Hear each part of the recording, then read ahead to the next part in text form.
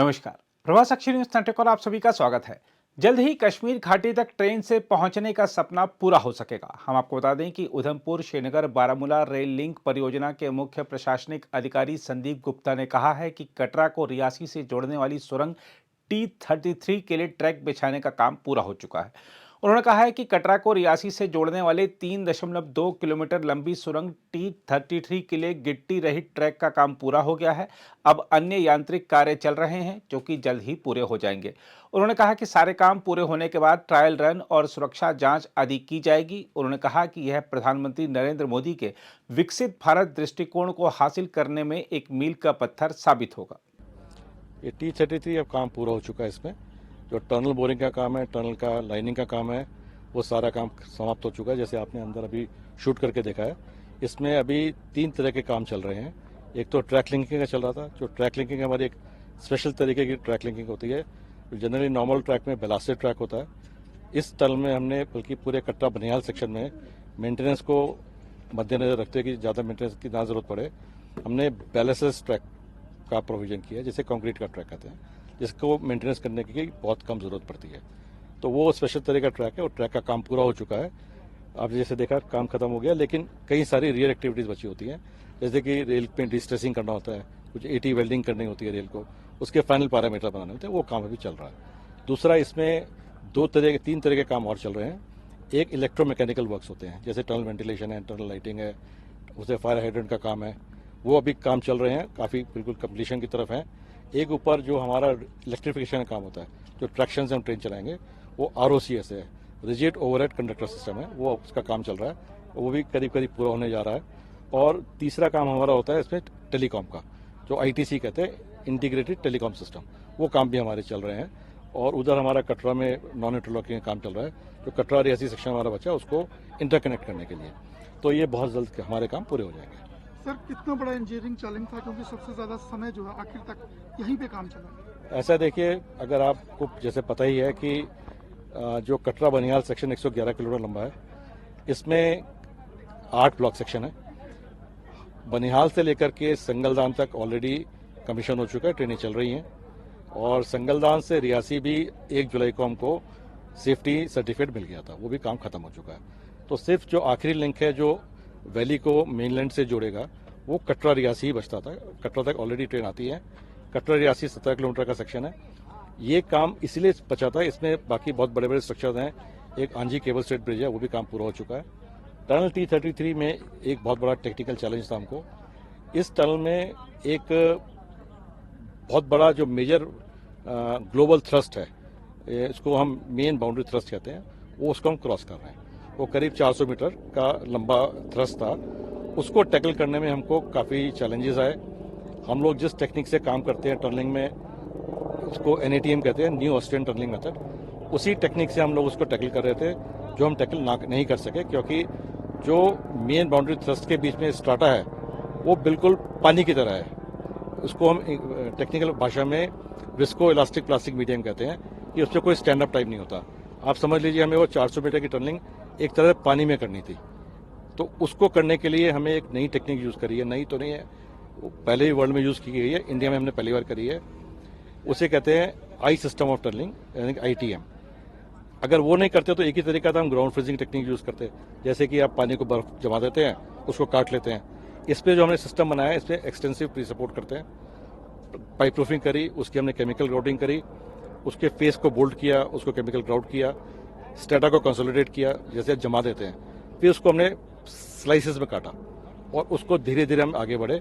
और ये 400 मीटर करने में हमको करीब 2 से 2.5 साल लग गए, इसलिए हमको टाइम लगा। और ये काम 28 अक्टूबर को पूरा हो गया था, फाइनल लाइनिंग पूरी हो चुकी थी। उसके बाद हमने फिर ट्रैक लिंकिंग का काम शुरू करा है। सर, काफी सारे चैलेंजिंग रहे। अगर आपातकाल की बात करें, क्योंकि काफी सारे जो स्ट्रेच है कटरा से लेकर घाटी तक, वो टनल्स में है, ब्रिजेस पे है, तो आपातकाल को निपटने के लिए कुछ खास तैयारियां हैं? देखिए, जहाँ तक मैं आपकी बात समझ रहा हूँ, 3 तरह की इसमें इश्यूज हैं। एक तो सिक्योरिटी सिनेरियो है, उसके लिए भारत सरकार और UT गवर्नमेंट और GRP ने एक रिपोर्ट बनाई थी, इसको मल्टी डिसिप्लिनरी कमेटी रिपोर्ट थी। उसके हिसाब से जो सिक्योरिटी हमें करना है, स्ट्रक्चर बनाने हैं, जो डिप्लॉयमेंट है वो कर रहे हैं। उसके बारे में आपको नहीं बता सकता, but we are taking care कि इसको पूरी तरह से हम सिक्योर रखेंगे।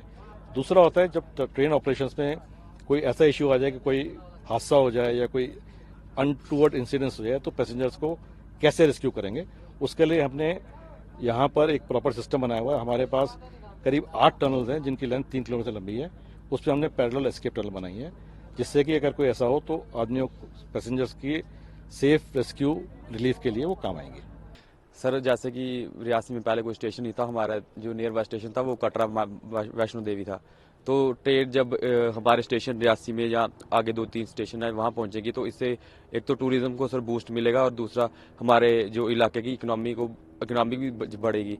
तो जैसे टूरिस्ट 1 करोड़ टूरिस्ट जो माता वैष्णो देवी आता है तो 1 करोड़ ही जो श्रीनगर भी जाता है। तो जैसे ये ट्रेन चलेगी तो इस टूरिज्म में जैसे एक बूस्ट मिलेगा। जैसे 1 करोड़ है तो मुझे लगता है 1.5-2 करोड़ हर साल टूरिस्ट माता वैष्णो देवी आएंगे, तो उससे हमारे जैसे घोड़े वाले हैं या ट्रांसपोर्ट वाले हैं सबको एक मतलब इकोनॉमी में बूस्ट मिलेगा। तो आप एंजॉय करेंगे। जैसे देखिए सर, जैसे ही ये वंदे भारत जैसी बात कर रहे हैं, जहाँ कोई ट्रेन भी लोकल ट्रेन भी आती है तो उससे सर जैसे हमारा रियासी है, मोहर है, रजौरी पुंछ इलाके हैं जहाँ अभी ट्रेन नहीं जाती है तो वो सारे लोग ट्रेन की जगह उनको एक सफ़र उनका आसान हो जाएगा। दूसरा जैसे कोई उनको सामान लाना होता है तो ट्रक वगैरह करने पड़ते हैं, उससे भी छूट मिलेगी। तो आर्मी वालों को भी जैसे सर उनको वैसे ही बाय रोड ही जाना पड़ता है और कई बार पस्सी वगैरह होती है तो कई लोगों को वेस्ट करना पड़ता है नेशनल हाईवे के, तो उसमें भी सर बड़ा बेनिफिट होगा उनको। जैसे सर ट्रेन आएगी तो उससे लोकल लोगों को तो बहुत ज़्यादा फायदा है। जैसे वो कोई दुकानें लेगा, कोई यहाँ पर अपना ट्रांसपोर्ट डालेगा, कोई होटल में होटल खोलेगा। जैसे कि हमारे नियर बाई अंजी केबल ब्रिज है जो एशिया का पहला केबल ब्रिज है और उसके आगे वर्ल्ड हाईएस्ट रेलवे ब्रिज है, तो बहुत सारे टूरिस्ट अभी भी उसको देखने आ रहे हैं। तो जैसे ट्रेन आएगी सर उधर के लोगों को बहुत ज़्यादा बूस्टअप मिलेगा, इकोनॉमी में उनके रोजगार में भी ज़्यादा मतलब फ़ायदा होगा उनको। आपको बताइए ऐसे ट्रेन आने से नई नई जगहों का लोग लुत्फ ले सकते हैं। हाँ सर, ट्रेन आने से जैसे तो एक तो वो अपना स्टे ज़्यादा कर देंगे, जैसे वो कम करते थे तो एक तो स्टे बढ़ जाएगा। उससे ये जो आसपास के हमारे इलाके हैं, इतने खूबसूरत इलाके हैं, रजौरी पुंछ हो गया, भद्रवाह हो गया वगैरह हो गए, तो इसमें टूरिज्म ज़्यादा स्टे करेगा और ज़्यादा अपना मतलब वो फुटफॉल होगा टूरिस्ट का। वहीं स्थानीय विधायक बलदेव राज शर्मा ने भी कहा है कि इस रेल परियोजना से लोगों के जीवन में बड़ा बदलाव आएगा। बलदेव शर्मा, मैं यहाँ से विधायक हूँ, श्री माता वैष्णो देवी विधानसभा से, जो डिलिमिटेशन कमीशन ने पहली बार बनाई है और मैं यहाँ से विधायक चुन के यहाँ पे आया हूँ। सर अब एक खाब पूरा होने जा रहा है। T33 एक टनल थी जो बनने जा रही है, उसके बाद कश्मीर में ट्रेन जल्दी ही पहुँच जाएगी। किस तरह से देखते हैं इसको मैं पहले तो आपके माध्यम से रेल डिपार्टमेंट्स को धन्यवाद देना चाहता हूँ, रेलवे मंत्री जी को धन्यवाद देना चाहता हूँ, अपने प्राइम मिनिस्टर नरेंद्र मोदी जी को धन्यवाद देना चाहता हूँ, और उसी के साथ ये जो कठिन काम रेलवे के इंजीनियर्स ने यहाँ पे किया है उनको भी धन्यवाद देना चाहता हूँ। ये हमारा एक जो सपना, हम छोटे थे तो कहते थे कन्या से कश्मीर तक का जो एक फासला था रेल के जरिए, ये अब हमारा पूरा होने वाला है। मैं सुन रहा हूँ, जैसे बातें चल रही हैं, माननीय प्रधानमंत्री नरेंद्र मोदी जी शायद जनवरी माह में इसका उद्घाटन करेंगे। इसके आने से, इसके रेल पहुंचने से एक बहुत बड़ी तब्दीली मैं कह सकता हूं। ये तो जीएन को एक लुक मिलेगा। एक उसी के साथ साथ मतलब कि कटरा, जहां पे 1 करोड़ यात्री यहाँ पे माँ वैष्णो के देवी के दर्शन करने के लिए आ रहा है, ये एक बेस कैंप भी बनेगा। और बेस कैंप बनने के बाद ये 1 करोड़ की यात्रा मैं कह सकता हूं कि 2-4 साल में ये 1.5 करोड़ हो सकती है, 2 करोड़ हो सकती है। और इससे बहुत बारी होटल वालों को फायदा होगा, गेस्ट वालों को फायदा होगा, और उसी के साथ साथ कारोबार की दृष्टि से नौजवानों को यहाँ पे काम मिलेगा। और काम मिलने के साथ साथ ये जम्मू सूबा ही नहीं, पूरे कश्मीर की तस्वीर बदलेगी। जैसे आप रेलवे ने कहा है कि 13 घंटे में मतलब कि वंदे भारत जो है वो रात को 7 बजे वहाँ चलेगी तो 8 बजे पहुँचेगी। और आप कह सकते हैं, और उनका जो फेयर मैंने देखा है, बड़ा इकोनॉमिकल तरीके से वो फेयर भी उनका होगा। और ये आने वाले वक्त में एक बहुत बड़ी छलांग तरक्की के हिसाब से जो होगी, ये मैं कहना चाहता हूँ। जम्मू कश्मीर की बात की जाए तो कितना बूस्ट करेगा इकोनॉमिकली अगर देखा जाए तो? मैं कह सकता हूं कि ये बूस्ट इतना करेगा कि इकोनॉमिक तौर पे यहाँ पे होटल, गेस्ट हाउस वालों को, जम्मू वालों को, कश्मीर वालों को, ये एक तो मेरे हिसाब से महंगाई में जो हमारा सामान ढुलाई का काम है, वो जब रेल द्वारा होगा तो मुझे लगता है कि वो 25% कॉस्टिंग रह जाएगी, 75% भी इससे निकल जाएगा। और निकलने के साथ साथ ही वो रोड के ऊपर का लोड है वो रेलवे पे पड़ेगा।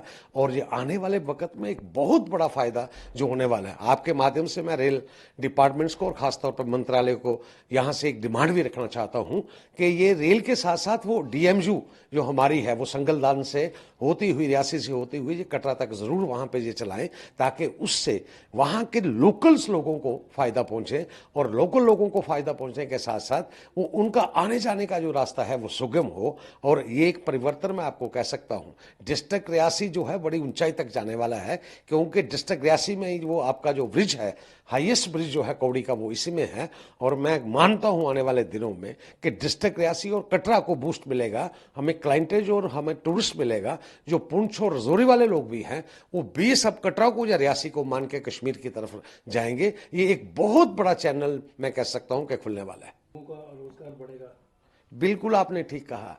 जिस किस्म के गडकरी जी ने जो रोड का बना रहे हैं तो ये तो बंद होने का सवाल ही नहीं, मैं कह सकता हूं। ये सुगम जो किस किस्म का हो रहा है, हमें याद है कि 10 साल 4 साल पहले 12 घंटे कश्मीर कटरा से कश्मीर के लिए बाई रोड लगते थे। अभी काम चल रहा है मगर 4 घंटे में हम कश्मीर के लिए अभी जा रहे हैं। आने वाले वक्त में रोड की कंडीशन बढ़ेगी, रोड पे लोड कम होगा और ये एक दूसरा जो है। और खास तौर पे मैं अगर आपको कहूं तो इससे इकोनॉमिकल तौर पे कश्मीर को लेके, जम्मू को लेके ये एक बहुत बड़ी तब्दीली आने वाली है यहाँ पे। Thank you sir. बहुत बहुत धन्यवाद। इसमें फायदा तो बहुत होगा, क्योंकि जैसे ही पहले ट्रेन आती थी पठानकोट तक, उसके बाद आने लगी जम्मू तक। अब जैसे जैसे ये आगे जाएगी, कुदरती बात है पैसे का फ्लो भी बढ़ेगा। हमारे जम्मू कश्मीर में इसका बहुत बड़ा फायदा होने वाला है। और मैं खास करके दरख्वास्त करता हूं सरकार से भी और रेलवे मंत्रालय से भी कि इसके सराउंडिंग एरिया जो जितने भी हैं, जहां जहां आपकी ट्रेन जा रही है, जहां जैसे रियासी है, हमारे कटरा, रियासी, जब पीछे आप मानकर चलो टिकरी का एरिया है, आगे संगलदान है, तो इसके साथ साथ ही बहुत से एरिया जो हैं वो अनडेवलप हैं। तो वो सही मायनों में उसमें टूरिस्ट जा सकता है अगर उसको खूबसूरत बनाया जाए। तो वो खूबसूरत बनाने की जरूरत है। अगर वो बन जाए तो इसमें ये होगा, सोने पर सुहागा होगा। पैसे तो लोग खर्च करेंगे लेकिन खाली कश्मीर में नहीं करेंगे, हमारे जम्मू एरिया में भी करेंगे। आपको लगता है कि वैष्णो देवी नहीं, देखिए ना, अभी मानकर चलो अगर जनवरी में इसका उद्घाटन हो गया ना, तो इसी साल जो 25 आ रहा है, 25 में कम से कम 1.5 करोड़ की यात्रा हो जाएगी। 1.5 गुना तो होनी ही होनी, हमें पूरा पता है। क्योंकि जिन लोगों ने माइंड, कईयों ने सिर्फ ये होता है कश्मीर घूम कर आ जाएंगे, अब उन्होंने कटरा में भी आना है। और बाया कटरा जब जाएंगे तो कुदरती बात है जहां पर भी उनका पैसा खर्च होगा। और हमारे ये जितने भी जो गाड़ी वाले हैं, दुकानदार हैं, सबको इसका फायदा होगा। और आने वाले टाइम में हर साल ये यात्रा बढ़ती जाएगी, ये मेरा मानना है। Thank you. जय माता दी। अगर आप भी लेना चाहते हैं देश दुनिया की तमाम जानकारी तो आज ही सब्सक्राइब करें हमारे चैनल को। साथ ही नीचे दिए बेल आइकन को जरूर दबाएं ताकि हर अपडेट आप तक पहुंच सके।